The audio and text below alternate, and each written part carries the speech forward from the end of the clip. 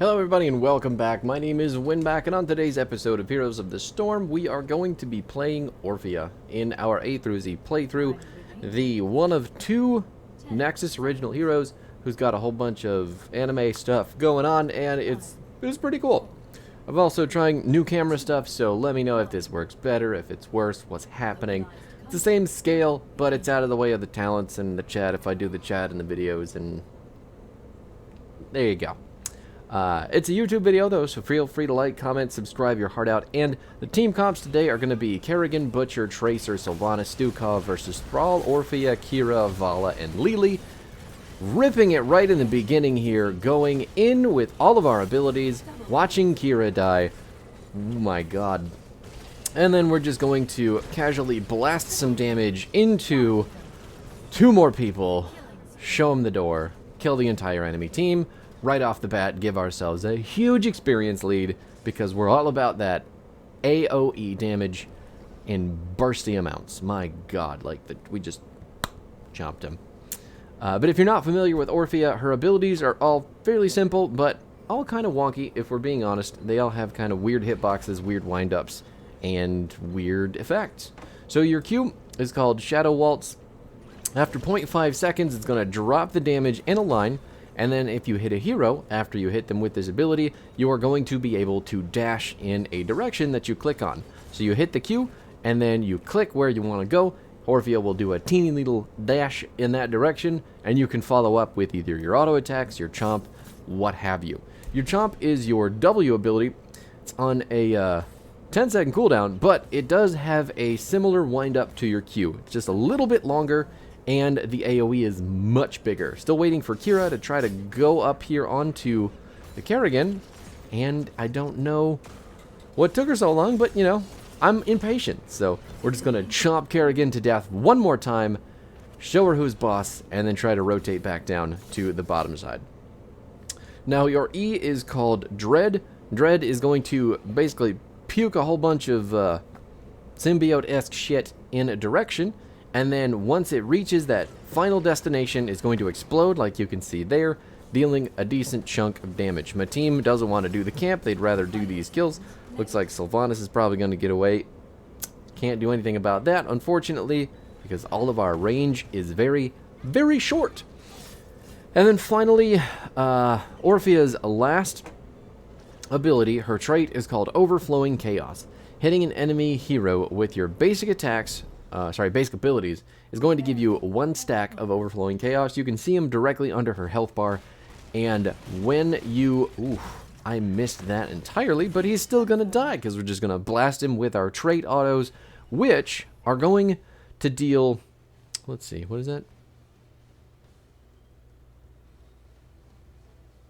So per stack, they're going to do 50% more damage. If you've got full 3 stacks, you're going to do 150% more damage, and you're going to heal. I've missed my Q. Now suddenly I can't fight with Sylvanas, but you're going to deal, you're going to heal for all of the damage that you do with your trait. So keep in mind, having 3 stacks is way better than having 1 or 2 stacks.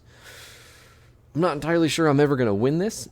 She's probably just going to bait me around forever while my team does whatever they're doing on the right side of the map instead of just trading the left side. I can't see her either because the minions are all pushed very far back.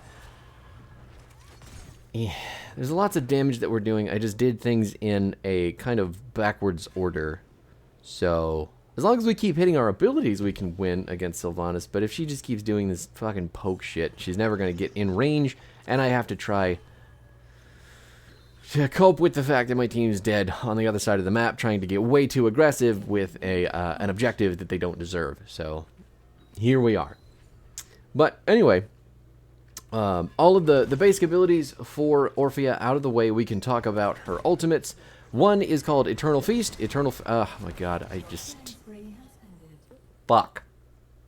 I hate when the enemy team can play so far back and just do whatever they want because my team isn't rotating to give me any ability to kill this. So I got overconfident, obviously, and got shown up for it. But the enemy team is now coming down for the bottom nuke, so maybe my team will come over as well. We're on our way. We're going to make it well, we're going to make it to one lane or the other and do a bunch of damage because that's what we're here for. Orphea isn't the worst offlaner in the world as a mage, even though she's not the most efficient. She's certainly better than something like a Lily. So, your ultimates though, Eternal Feast is your first one. It's on a 50-second cooldown, and it's got a huge wind-up, but after the big wind-up, it is going to do a bunch of damage, and if there are enemy heroes in that puddle, it is going to do more damage, and it's going to keep checking. If it keeps hitting heroes, it's going to keep going. Crushing Jaws, however, the ability that we're going to take, is going to be a very large rectangular stun that is going to take 1.25 seconds to rip. It's going to do 356 damage, and stun for I think that was 2.5, or is it 0.5? It is 0.5 seconds.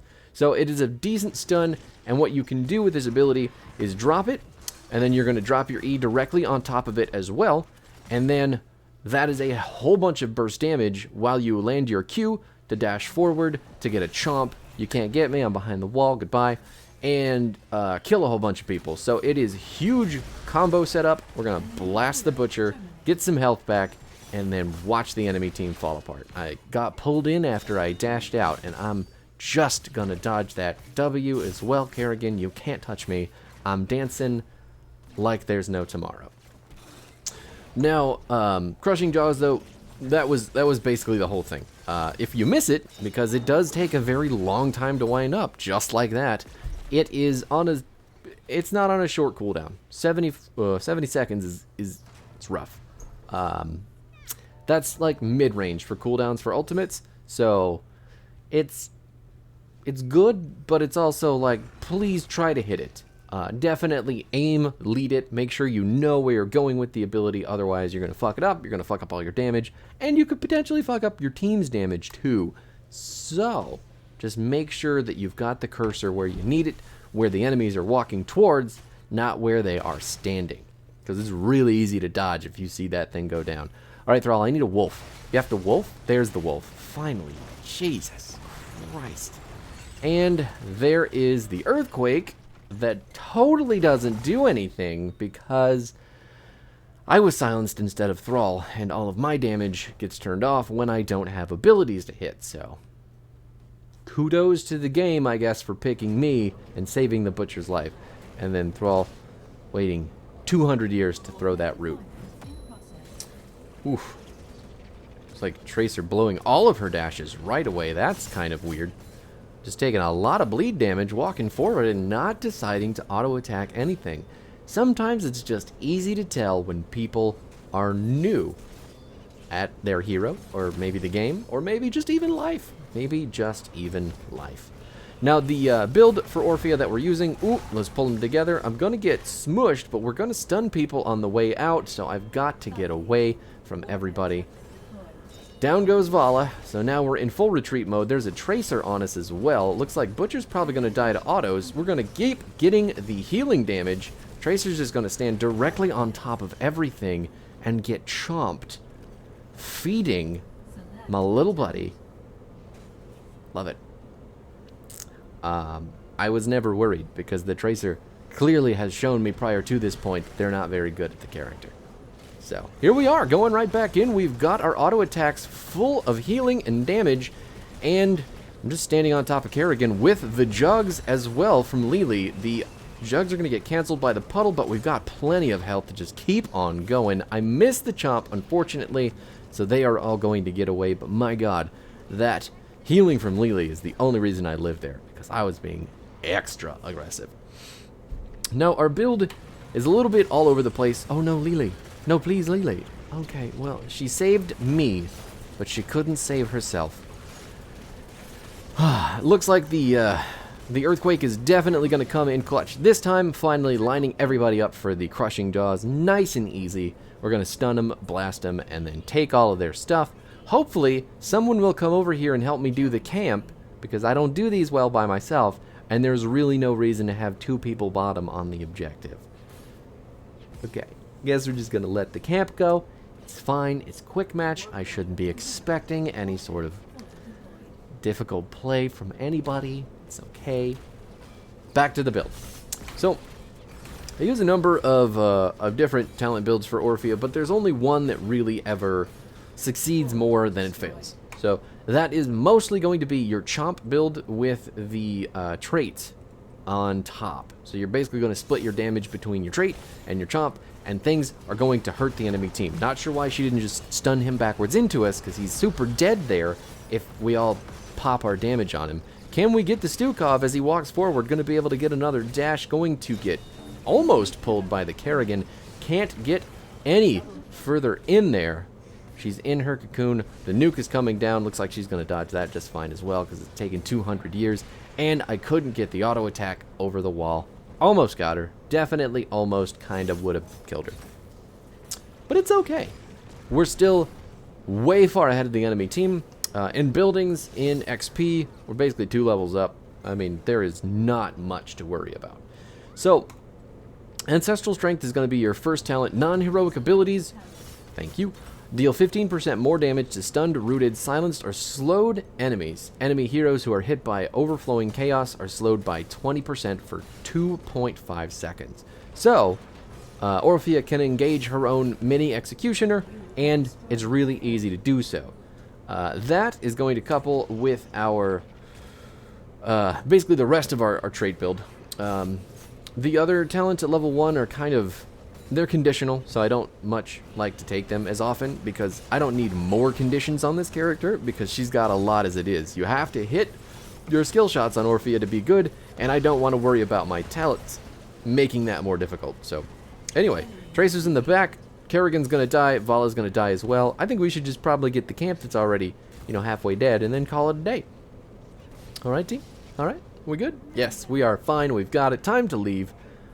And then your trait build, your level 4 talent, basic attacks against enemy heroes while having 3 stacks of chaos, deal an additional 75% bonus damage. So, that means if we have 150%, that's now jumping up to 225%, and we are healing for all of that. Literally, because that's the way her trait works, and it is crazy how good that is. Not to mention, we're going to get pushed out of the fight, and all the fun stuff I was going to do is going to get thrown at my team to take all of my glory. Man, Tracer just does not have a clue what they are doing on that character, huh? Dashing in, dodging the stun just barely, and we are going to blast the Butcher with all of the chaos we have amassed. So, all that healing that you're getting, all of the slowing that you're doing, all of the extra damage, it's just really good at keeping Orphea alive, but you have to hit your abilities on heroes to get those stacks, and you don't want to waste your auto attacks until you get fully stacked, which is kind of hard to do. So make sure that when you're playing this character, you are learning how to hold your autos or use your autos on the right character after your abilities. It's really important, and I think it's a lot of what defines a good Orphea player against a bad Orphea player.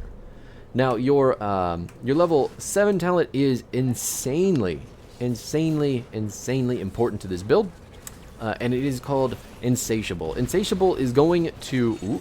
Ooh, are we going? That's 5 versus 3 right now. We're here. Can we drop a big crushing jaws? There is the combo hitting 3 people. Looks like Butcher's going to be the first to die. Stukov is on his way out as well. Can we get Kerrigan before Kira dies? We can just explode her with all that chomp damage. Sylvana's thinking she's just going to go in, but I don't think we can kill her. We did. Oh my god. She just stood at the tip of that chomp and got... What's the word? Not eaten. Because that's too easy. She got fucking digested. That's true. There we go. But all that being said, when you hit a hero with Chomp, you are going to set the cooldown to 2 seconds, meaning you have a huge AoE burst ability that you can set to 2 seconds and continue to slap on people, which is going to come in really handy with your 373 point shield at level 13. Holy fuck, the game's over already. I wasn't expecting it to go that fast. But the 13 talent giving you the shields is going to keep you alive more. It's going to let your healing do more from your trait talents.